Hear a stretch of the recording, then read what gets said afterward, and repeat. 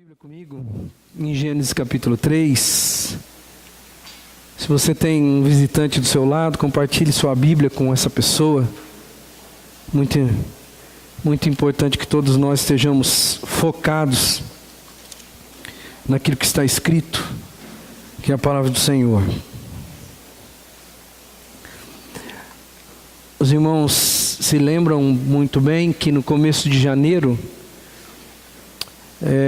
nós iniciamos o ano falando desse tema, saúde espiritual. E lá atrás, pensando que era dono da minha própria vida, eu disse para os irmãos, nós vamos trabalhar nesse começo de ano, 4 sermões, pensando acerca de saúde espiritual, Mas no meio do percurso ali, Deus impediu da gente continuar. E eu não podia deixar a coisa no meio. Não podia deixar. Então, eu quero continuar para dizer para você que é possível ter saúde espiritual e que você pode se livrar de uma vida cheia de problemas, se você entender a proposta do Evangelho para você, entender aquilo que está na palavra, que às vezes a gente não entende tão bem. Bom, você já leu comigo, nós não vamos precisar ler de novo aqui, o Gênesis capítulo 3, nós lemos praticamente ele nas primeiras 2 vezes, e hoje eu quero apenas pontuar algumas coisas aqui.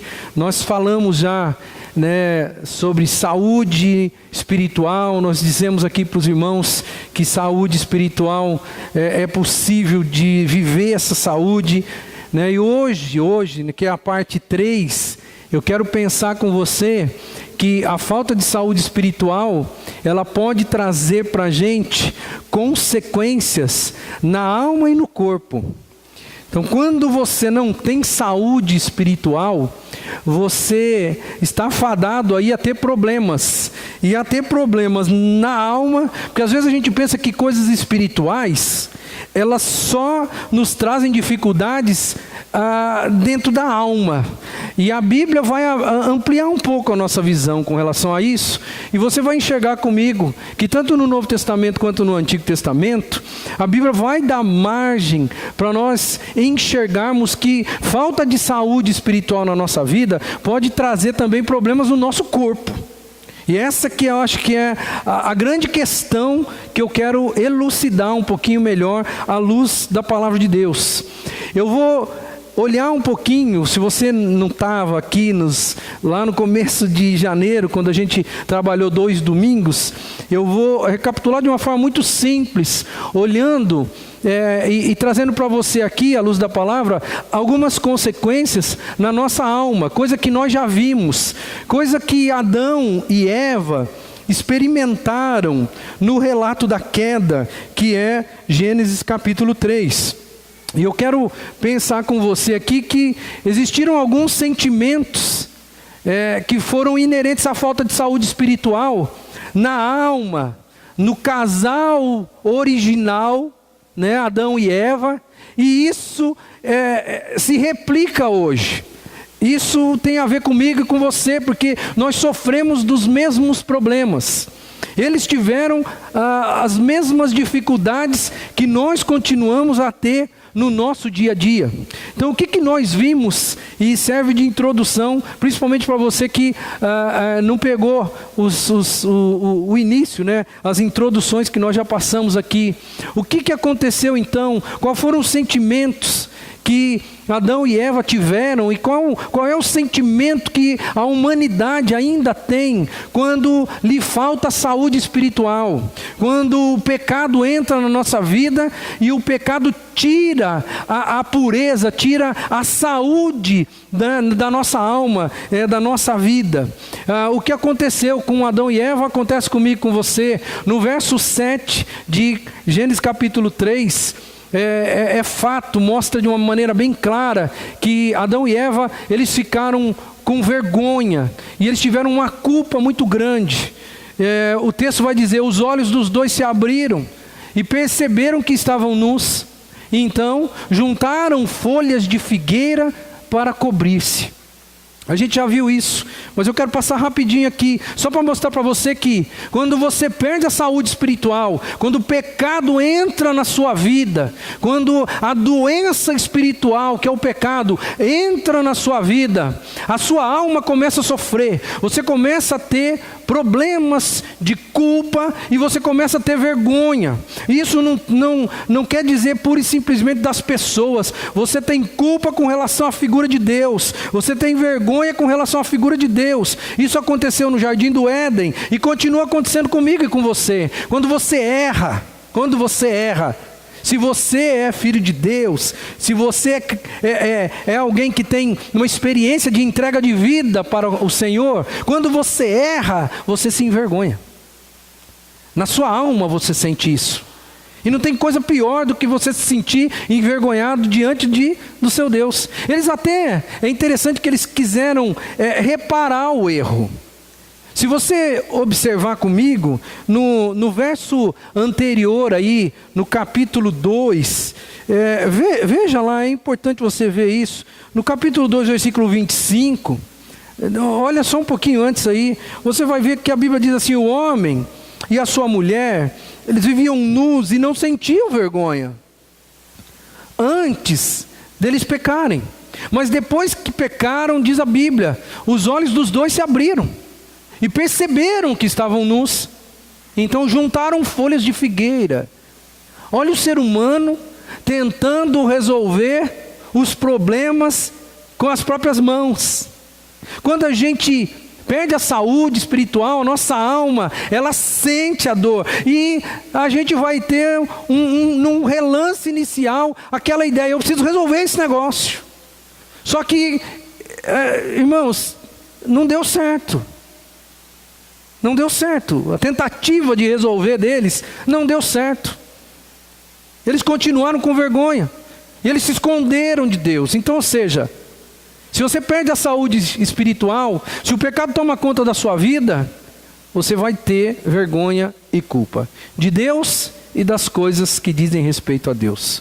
Outra coisa que vai acontecer com você, e aconteceu com os dois lá no Jardim do Éden, eles tiveram medo. E eles fugiram de Deus. Aí tem um detalhe aí. Eles fizeram de tudo para que Deus fosse eliminado da presença deles. O versículo 8 diz assim: ouvindo o homem e sua mulher os passos do Senhor Deus, que andava pelo jardim, quando soprava a brisa do dia, esconderam-se da presença do Senhor Deus, entre as árvores do jardim. Pois é, irmãos, aqui nesse momento, eles perdem aquilo que uma das coisas mais preciosas que eles tinham. Eles perdem a intimidade com Deus. Eles querem fugir. Você já tentou fugir de alguém? Já aconteceu isso na sua vida? Sentimento meio esquisito, né? Pois é. Eles tentaram fugir de Deus. Eles tiveram medo. Até então nunca tinham experimentado a sensação de ter medo. Mas quando o pecado entra, quando eles perdem entre aspas, a saúde espiritual, aí aquela intimidade, aquele bate-papo, aquela amizade gostosa que eles tinham com Deus, ela se esvai. E é engraçado que para Deus não mudou nada. Porque a Bíblia diz que parece aqui que era meio comum Deus andar pelo jardim, se encontrar com o homem, com a mulher, e Deus manteve o seu padrão de conduta. Deus continuou indo até eles, Deus continuou mantendo, fazendo a sua parte para manter a intimidade entre Ele e as suas criaturas, os seus filhos.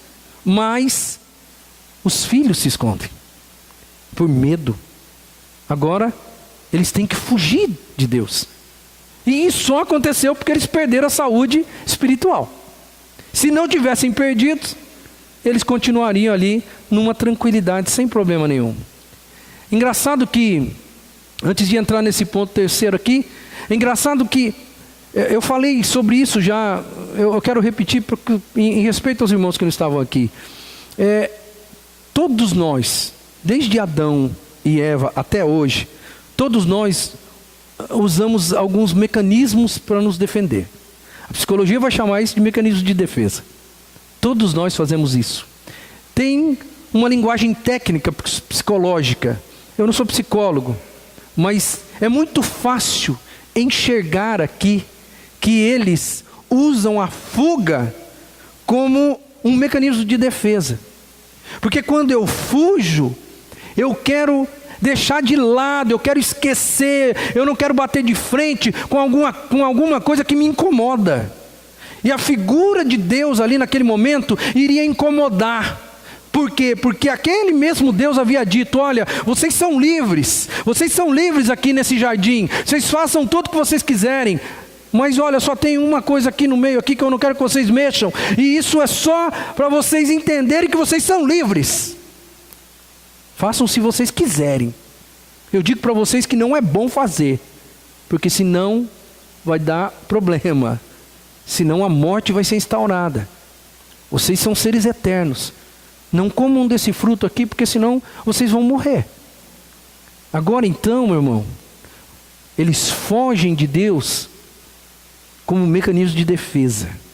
Eu não quero encontrar com aquele que disse para que eu não fizesse uma coisa que eu fiz. Não quero encontrar. Eu quero preservar o meu psicológico.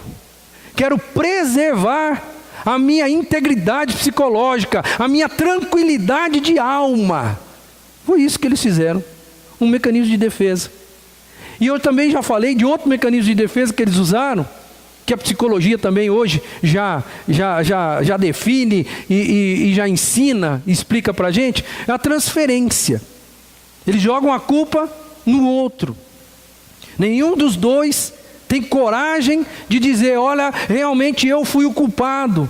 É melhor fugir, é melhor se esconder, é melhor se preservar do que encarar de frente o problema. Tudo isso só aconteceu, eu só estou falando de todas essas coisas mais uma vez para você, para mostrar, olha o problemão que eles arrumaram, porque perderam a saúde espiritual, porque deixaram o pecado entrar na vida deles. Se o pecado não houvesse entrado, eles estariam vivendo uma vida muito tranquila. A terceira coisa que acontece, e que aconteceu com eles, também acontece com a gente, é o sofrimento. O sofrimento que vem em função das consequências do pecado. Ali o que aconteceu? Os versos vão deixar claro para a gente. No verso 12, o que o verso vai falar para a gente? Houve um conflito conjugal. Disse o homem: foi a mulher que me deste por companheira, que me deu do fruto da árvore e eu comi. Existe aqui um conflito conjugal, já falei sobre isso, né? O verso seguinte, o 15, vai dizer assim, e vai mostrar para a gente que já tem aqui uma guerra espiritual instaurada que nem Adão e Eva conseguiram compreender. Só à luz do Novo Testamento, lá na frente, que a gente consegue compreender o que Deus disse para eles. Diz a palavra no verso 15: porém inimizade entre você e a mulher, falando a serpente, entre a sua descendência e o descendente dela, este lhe ferirá a cabeça, e você lhe ferirá o calcanhar. Só com olhos neotestamentários nós conseguimos enxergar essa realidade aqui. Deus está falando para a serpente. Falou: olha, eu vou colocar inimizade entre você, serpente, e a mulher. E vocês não vão querer, né, estar juntas de jeito nenhum. Mas não é só isso. Não é só a mulher vai ter medo de cobra, porque muito machão aí tem medo de cobra também, tá? Não é isso que Deus queria dizer. Não, Ele vai dizer assim: eu vou colocar inimizade entre você, a tua descendência, serpente, agora vai ter inimizade com o descendente, no singular, dela. E esse descendente aí é a figura de Cristo, lá na frente. E diz a palavra: este lhe ferirá a cabeça. Este, o descendente da mulher, vai ferir a cabeça da cobra. E quando você fere a cabeça da cobra, você mata a cobra. Mas a Bíblia diz: e você, serpente, lhe ferirá o calcanhar. Isso mostra a morte de Jesus. Mas quem mata é Jesus. Mas ele sai ferido. Ele precisa morrer. Isso Com olhos neotestamentários a gente consegue enxergar. Por isso que eu digo que nem mesmo Adão e Eva talvez entenderam o que Deus estava falando para a serpente naquele momento. Mas a serpente, que a gente sabe muito bem que é uma figura ilustrativa de Satanás, ela sabia muito bem do que estava se falando. Tá? O que eu quero dizer é que existiu ali agora a instauração de uma guerra espiritual no mundo. Coisa que não existia ainda. Consequência da falta de saúde espiritual. A falta de saúde espiritual nos traz problemas, grandes problemas, problemas que vão além, que extrapolam, vão além da minha casa. Você conseguiu enxergar a dimensão dessa batalha espiritual que foi instaurada aqui? Saiu já do contexto Adão, Eva e serpente. Já está, o negócio já está olhando para o futuro, já está instaurado assim de uma forma futurística, se eu posso assim dizer. Pois é, consequência da falta de saúde espiritual na vida da gente. Mas tem mais consequência. O verso 16 diz: a mulher... E agora Deus fala com a mulher ele declarou: multiplicarei grandemente seu sofrimento na gravidez. Com o sofrimento você dará à luz filhos. Seu desejo será para o seu marido e ele a dominará. Você vê aí que vai existir dor. Dor aonde não era para existir. A minha mulher, ela teve a Melissa de cesariana. Por quê? Por quê, mulheres? Por que, mulheres?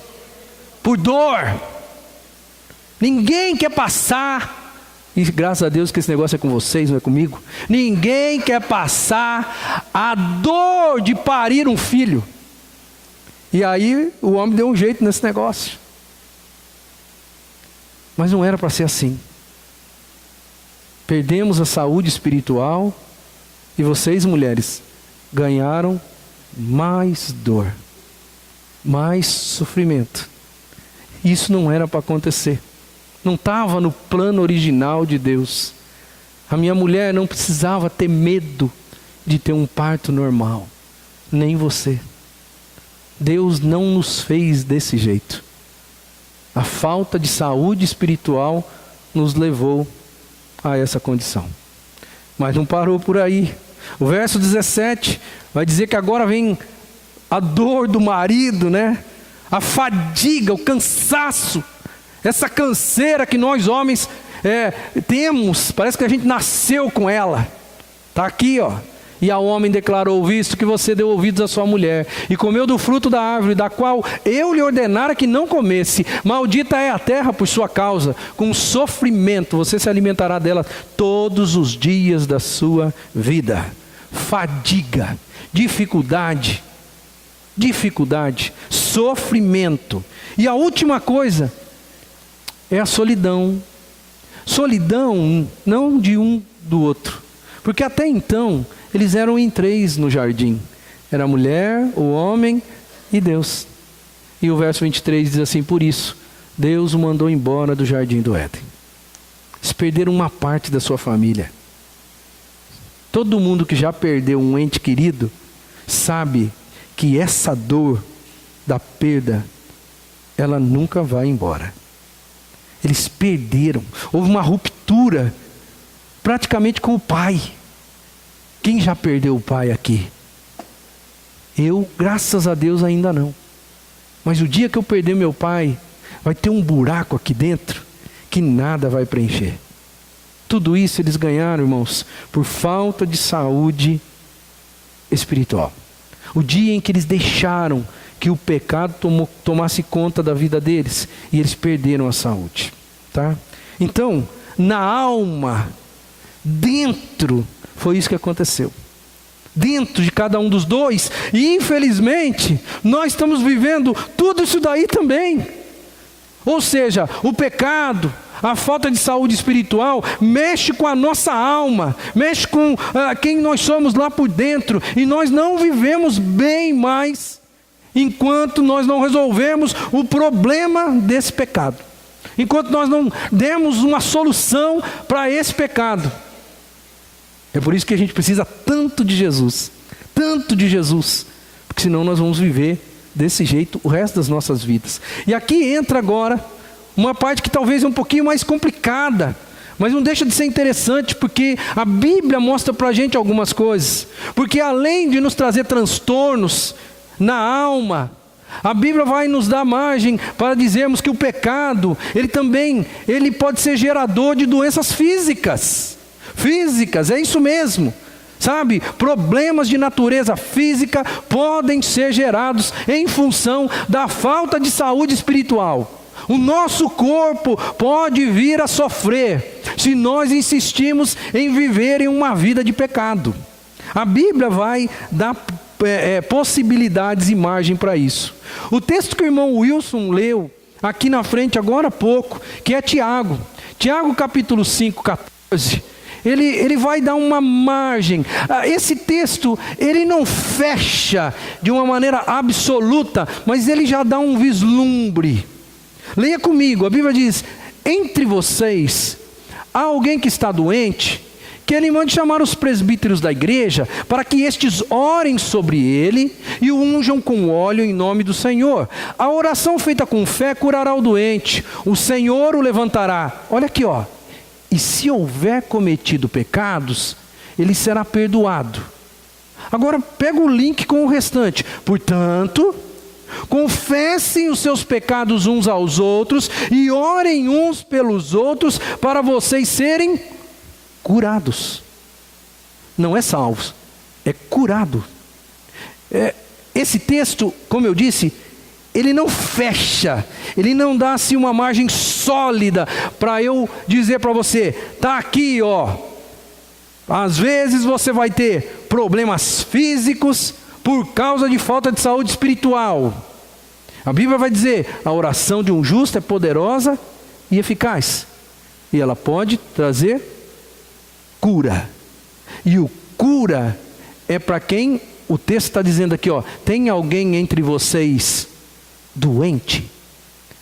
A oração pode trazer cura. Tá, esse texto ele pode ser um pouco ainda evasivo, ele pode não fechar, mas aí, ainda dentro do Novo Testamento, tem o texto que nós às vezes usamos aqui na ceia do Senhor. E é uma coisa interessante, porque a Bíblia vai dizer o seguinte, 1 Coríntios 11, 30 e 31. É por isso que há entre vocês muitos fracos e doentes, e vários já dormiram. O que é esse dormiram? Morreram.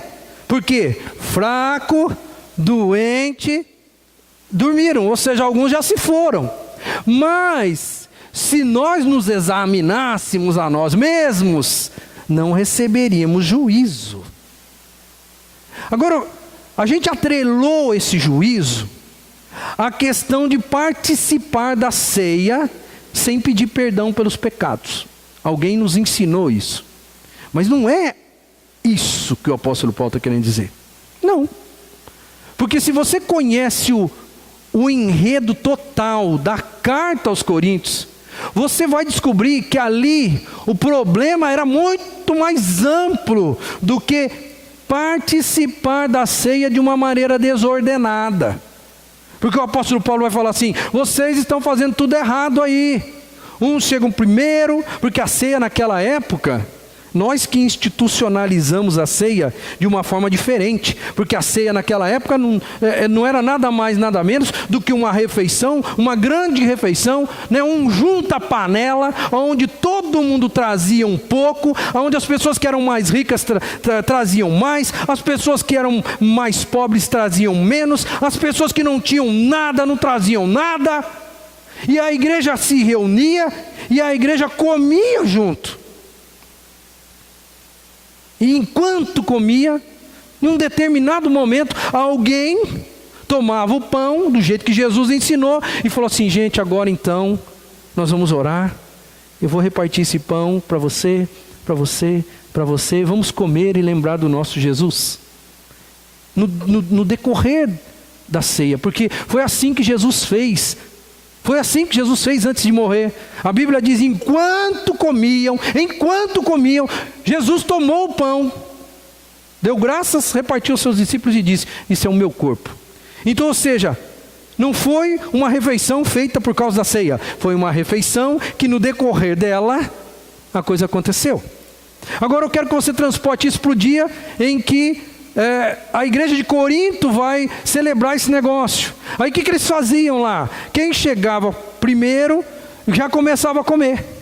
Quem chegava depois comia o resto do primeiro e o que ele trouxe. E se por acaso você era paupérrimo e não tinha nada para trazer, e se por acaso você chegasse por último, você ia chegar lá, não ia ter nada para você comer e você ia passar fome. Por isso que o apóstolo Paulo fala, no texto de 1 Coríntios 11, fala assim, uns se embriagam e outros são humilhados, porque não tem o que comer.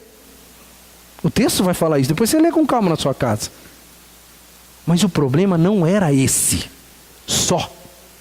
O problema é que aquela igreja era uma igreja que não tinha saúde espiritual. Não tinha saúde, eu vou mostrar para você.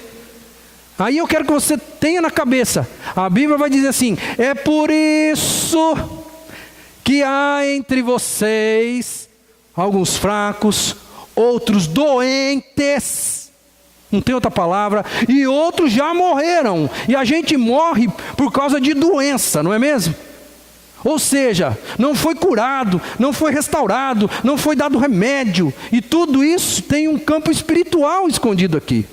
Vamos olhar com calma quem era a igreja de Corinto, para você relembrar o contexto geral da carta, para você perceber por que o apóstolo falou que tinha lá gente doente, tinha gente fraco e tinha gente que já tinha morrido, porque eles eram desse jeito aqui, ó. 1 Coríntios capítulo 1, versículo 10 e 11, diz assim, irmãos, em nome do Senhor Jesus Cristo, eu suplico a todos vocês que concordem uns com os outros no que falam, que não haja divisão entre vocês, e sim que todos estejam unidos num só pensamento, num só parecer. Meus irmãos, eu fui informado por alguns da casa de Cloe, ou de Cloé, de que há divisões entre vocês. Com isso, eu quero dizer que cada um de vocês afirma, eu sou de Paulo, eu sou de Apolo, eu de Pedro e eu de Cristo. Quem é essa igreja? É uma igreja dividida, é uma igreja que não é una, é uma igreja que não tem unidade, é factual, a gente enxerga uma igreja que se reúne, mas é uma igreja cheia de igrejinhas dentro dela. Olha, eu não sou como você. O apóstolo Paulo fala assim, suplico a vocês que concordem uns com os outros no que vocês falam. Não sejam divididos, vocês estão um bando de panelinha dentro dessa igreja. É por isso que dentro de vós existem muitos fracos, muitos doentes e muitos que já se foram, porque vocês não estão sendo igreja do jeito que tem que ser. Mas não para por aí, vamos continuar na carta. É uma carta, irmão. Ele escreve uma carta, ele senta num dia e escreve a carta para a igreja. Ele traz à tona todas as dificuldades da igreja. E a caneta do apóstolo Paulo nesse dia, ela foi violenta. Porque ele vai expor essa igreja, ele vai deixar evidente quem é essa igreja. E no capítulo 3, versículo 3 vai dizer assim, porque ainda são carnais. Porque visto que há inveja e divisão entre vocês, não estão sendo carnais, agindo como mundanos? Agora ele coloca um ingrediente a mais aqui, inveja. É uma igreja dividida, é uma igreja que tem partidarismo, é uma igreja que tem inveja com relação ao outro. Isso é cristianismo autêntico? Não, isso é uma igreja que já perdeu a falta de saúde espiritual há muito tempo, mas que continua sendo igreja, que continua fazendo as coisas, que continua tomando a ceia do Senhor, que continua vindo e cultuando a Deus, que continua adorando o Senhor, levantando as mãos, que continua orando e falando com Deus, como se nada tivesse acontecendo. É por isso que há entre vós muitos fracos, doentes, e alguns já foram para o beleléu. O texto não para. 1 Coríntios 5, versículo 1. Por toda parte. Olha que coisa interessante que o apóstolo escreve. Assim, ó, por toda parte se ouve que há imoralidade entre vocês. Imoralidade que não ocorre nem entre os pagãos, a ponto de alguém de vocês possuir a mulher do seu pai. O que me surpreende é a primeira frase, que ele diz assim, ó, por toda parte se ouve que aí dentro existe gente que está dormindo com a mulher do próprio pai. Existe uma igreja imoral, estabelecida, cultuando a Deus como se nada tivesse acontecendo. Uma igreja podre, uma igreja sem saúde nenhuma, mas continuando a rotina de igreja como se nada tivesse acontecendo. Uma igreja que perdeu a saúde espiritual há muito tempo. Uma igreja que já é conhecida na cidade.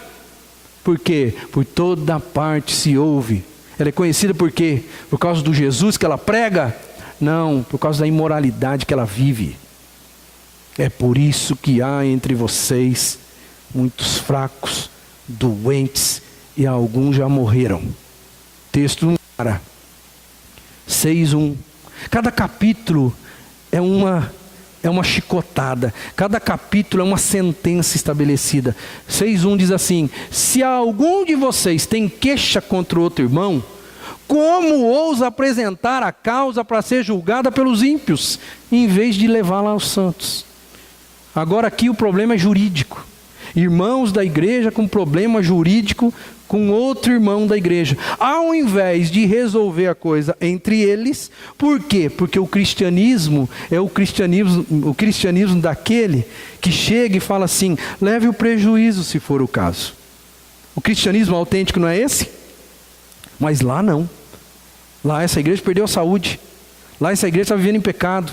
E lá essa igreja, quando eu tenho uma pendência jurídica contra um irmão da minha igreja, aí eu vou no tribunal. Mas o tribunal é um tribunal ímpio. É um cara que não conhece Jesus Cristo. É um cara que não partilha da minha fé. E o apóstolo Paulo está indignado, fala assim: como é que vocês não são maduros o suficiente para resolver um problema jurídico entre vocês, sentando, conversando, e se for preciso, um levar o prejuízo em relação ao outro? Qual era o ensinamento de Jesus? Se alguém vir e te pedir a túnica, o que você faz? Dá a ele a capa, que era mais importante e mais cara do que a túnica. Não era esse o ensinamento do Evangelho? Era, mas lá não. Eles nem sabiam o que era o Evangelho direito. E aí o que eles vão viver? Vão viver uma vida de pecado dentro da igreja. E o texto vai continuando, não para, irmãos. 6, de 15 a 18. Vocês não sabem que os seus corpos são membros de Cristo? Tomarei eu os membros de Cristo e os unirei a uma prostituta? De modo nenhum. Vocês não sabem que aquele que se une a uma prostituta é um corpo com ela? Pois como está escrito, os dois serão uma só carne. Mas aquele que se une ao Senhor é um espírito com ele. Fujam da imoralidade sexual. Todos os outros pecados que alguém comete, fora do corpo os comete. Mas quem peca sexualmente, peca contra o próprio corpo. Mais um pecado estabelecido, e que o apóstolo Paulo, que está longe, fica sabendo. Que alguns membros daquela igreja, eles se prostituíam fora da igreja. Ou seja, é do conhecimento de alguém que não está vivendo na própria cidade. É alguém que tem que mandar uma carta para eles, mas já está sabendo das coisas. Você está enxergando quem é essa igreja? E você está enxergando por que lá em 1 Coríntios 11, o apóstolo Paulo está falando: olha, é por isso que tem muita gente fraca, doente, e alguns já morreram. Não é por causa da ceia. A ceia foi só o finalzinho ali, foi só o fechamento do negócio. É que como está atreladinho ali, está bem pertinho, a gente liga a ceia. Mas não é a ceia. É a igreja como ela está vivendo. É o estilo de vida espiritual dela. Tem mais um ainda. 1 Coríntios 8, 9 e 13. Contudo, tenham cuidado para que o exercício da liberdade de vocês não se torne uma pedra de tropeço para os fracos. Portanto, se aquilo que eu como leva o meu irmão a pecar, eu nunca mais comerei carne, para não fazer meu irmão tropeçar. A carne aqui era a carne que era sacrificada aos ídolos. Algumas pessoas comiam a carne que era sacrificada aos ídolos e falavam assim: bom, ídolo existe? Existe? Ídolo existe? Não. Isso é coisa da cabeça dos homens. Na verdade, não existe de verdade. Então, carne sacrificada a ídolo. Se ídolo não existe, então não tem sacrifício, coisa nenhuma. Eu vou comer essa carne sem problema nenhum. Eu tenho a consciência limpa e tranquila com relação a isso. Mas alguns irmãos olhavam para aquilo e falavam assim: não, isso não pode. Isso não. E a pessoa se escandalizava com isso. E é por isso que o apóstolo Paulo vai falar no 13. Ô meu irmão, se aquilo que eu como leva o meu irmão a pecar, então eu não vou comer. Eu não vou comer para que ele não tropece. Se ele, e o apóstolo Paulo não mente, ele vai dizer assim, se ele tem a mente mais fraca, o texto vai dizer assim, não sou eu que estou falando, o texto vai dizer, se ele tem a mente mais fraca, se eu estou seguro e tranquilo, que não tem problema nenhum comer esse negócio aqui, eu como, mas em relação a ele, eu estou vendo que ele tem a mente mais fraca do que eu, ele não consegue entender da forma com que eu entendo, e ele vai se escandalizar. Aí o texto vai dizer, portanto, se aquilo que eu como leva o meu irmão a pecar, nunca mais comerei carne para não fazer o meu irmão tropeçar. Ou seja, eu vou abdicar de uma coisa que eu estou de consciência limpa e tranquila. Mas lá não acontecia isso. Lá as pessoas faziam e falavam assim, estou pouco me lixando se você vai se escandalizar com isso, é problema seu. Era desse jeito que rodava a igreja de Corinto. É por essas e outras, irmãos, que chega no final e o verso está aí mais uma vez. Por isso há entre vocês muitos fracos, doentes e vários já dormiram. É porque a igreja era do jeito que ela era. Paulo, ele não critica os coríntios. A crítica dele não é em cima dos membros da igreja, porque eles estão vindo à ceia do Senhor e participando da ceia do Senhor como pessoas indignas. Não. Porque tem alguém digno aqui de participar? Tem. Não é esse o problema. O problema é que eles, da igreja de Corinto, eles estão destruindo a essência da ceia. Porque a essência da ceia é, Cristo veio nos libertar do pecado. Cristo veio transformar uma igreja numa igreja santa, numa igreja unida, perfeita. E olha o que vocês estão vivendo. Então o problema não é com a ceia, mas é com a essência da ceia. Porque eles estão participando da ceia de um modo indigno. De um modo indigno. Eles sabem o que precisa ser feito. A igreja sabe como precisa se comportar. Mas eles estão celebrando a ceia com um ar de profanidade. Do tipo, isso aqui não vale nada. A unidade na igreja, isso não vale nada. Amor cristão na igreja, isso não vale nada. Me importar com um irmão aqui da minha igreja, isso não vale nada. O que importa é o que eu sinto bem. Eu me sinto bem fazendo desse jeito e eu faço desse jeito. Me importar com moralidade na igreja, estou nem aí. Eles estão vivendo uma igreja que não existe. É uma igreja suja, é uma igreja podre. É por isso que o apóstolo Paulo vai dizer que eles estão morrendo. Eles estão morrendo não é espiritualmente, eles estão morrendo fisicamente. O juízo de Deus está acontecendo. É como se o apóstolo estivesse dizendo assim, abre o olho, gente. Vocês estão morrendo aí, é juízo de Deus em cima de vocês, e vocês não estão conseguindo enxergar. A igreja estava tão fechada, espiritualmente falando, que não conseguia enxergar que ela estava sofrendo. E sofrendo pena de morte. Por isso me dá base para dizer que falta de saúde espiritual na igreja nos leva a termos problemas físicos, doenças e talvez até morte. E o Velho Testamento, ele vai corroborar essa ideia. Ele vai afirmar essa ideia. Eu trago aqui só 3 textos rapidinho, que eu já estou partindo para o encerramento. No Salmos 32, de 3 a 4, olha o que o salmista fala, enquanto escondi os meus pecados, o meu corpo definhava de tanto gemer. pois de dia e de noite a tua mão pesava sobre mim, minha força foi se esgotando como em tempo de seca. Você acha que isso aqui é figurado? Você acha que isso aqui é só de alma? Eu não enxergo isso aqui só de alma, não. Eu enxergo isso como de fato algo acontecendo no corpo do indivíduo. Porque ele está dizendo aqui, eu não vejo a alma gemer. Não vejo a alma gemer. Eu vejo um indivíduo que está passando dor, que geme. É isso. Porque a minha alma ela fica angustiada. Mas eu não vou, quando eu vou falar da alma, eu falo de angústia, eu não falo de gemido. Gemido é uma coisa de corpo. E o Antigo Testamento vai nessa linha, e não é só esse texto, tem um outro. Salmo 51, todo mundo sabe que Salmo 51 é o salmo de confissão de Davi. E olha o que Davi fala: eu mesmo reconheço as minhas transgressões, o meu pecado sempre me persegue. Está aqui, ó, está na cuca, está no meu cérebro, e cérebro é corpo. Eu estou ali, ele tá bombando e rebombando na minha cabeça. Eu estou sofrendo, porque o meu pecado, ele vem direto na minha cabeça. Enquanto ele não pediu perdão, ele não resolveu esse negócio. E ele viveu dessa maneira, o pecado perseguindo ele. Mais um texto. Salmo de número 38, os versos 3, o verso 8, o 10 e o 17. Diz assim a palavra: por causa de tua ira, todo o meu corpo está doente. Não há saúde nos meus ossos por causa do meu pecado. As minhas culpas me afogam, são como um fardo pesado e insuportável. Olha que coisa interessante. Minhas feridas cheiram mal e supuram por causa da minha insensatez. Eu estou encurvado e muitíssimo abatido.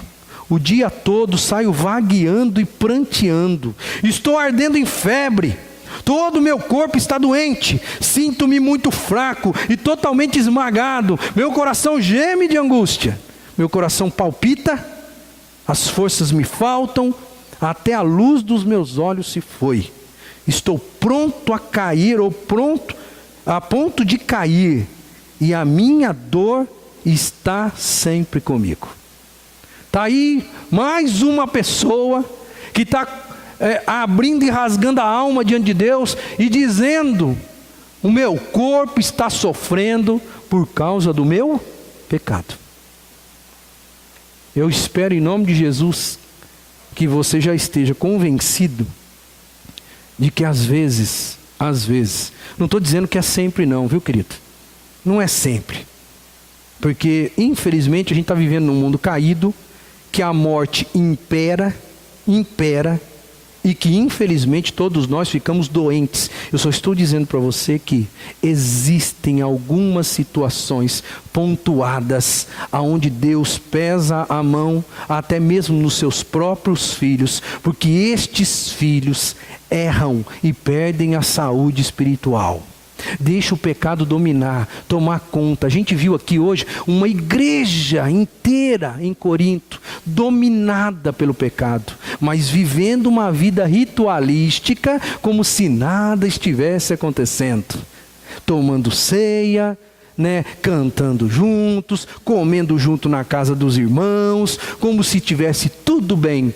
Mas na verdade era um bando de hipócritas que estavam vivendo em pecado. E Deus estava castigando aquele povo. E eles eram tão sonsos que não conseguiam enxergar que dentre eles alguns estavam fracos, outros estavam doentes e outros já tinham ido por causa do pecado na vida deles.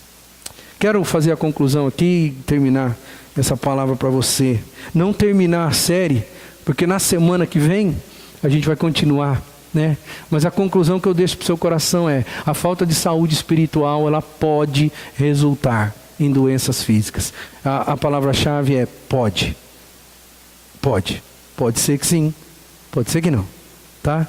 Então, enxergue a vida sobre essa ótica. Então o que você tem a fazer, meu irmão? Foge do pecado.